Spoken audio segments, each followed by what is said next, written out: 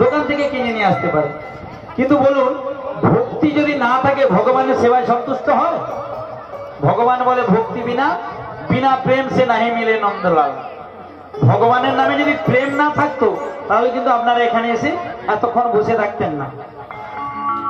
কাছ থেকে কিনে নিয়ে আসতে পারবে বাজার থেকে, কিন্তু তোমার মধ্যে যে ভক্তির প্রয়োজন সেই ভক্তিটা তুমি কোত্থেকে নেবে? ওই ভক্তিটা তোমাকে কেউ দেবেও না, তুমি কারো কাছ থেকে ধারও করতে পারবে না, উধারও করতে পারবে না। ভক্তিটা আনতে গেলে তোমাকে এই হরিনাম বাছরে যেতে হবে, হরি কথা শুনতে হবে।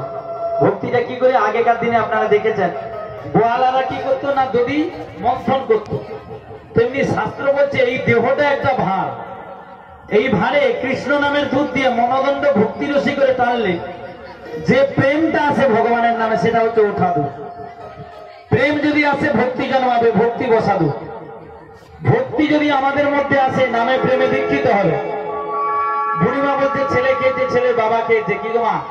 কৃষ্ণ আপনার পিতা, ছেলেরও পিতা, নাতির পিতা, নাতির পিতা, এর পরবর্তী জেনারেশন আসবে তাদেরও পিতা।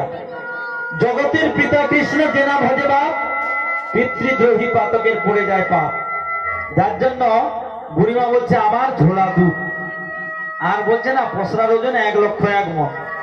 কারণ গোবিন্দের লীলা 1,00,001 মনে না শুনলে কোনোদিন কৃপা বা তার মহিমা সম্পর্কে বোঝা যায় না। কিন্তু আমরা কলির মানুষ, এত চঞ্চল, এত অস্থির আমাদের মন।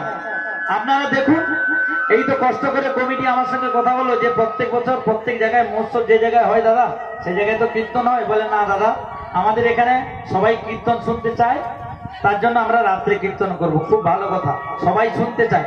একটু ঘুরে যদি আপনারা দেখেন না, আপনার পাশে হয়তো 10-20 জন আন কথাতে ব্যস্ত আছে।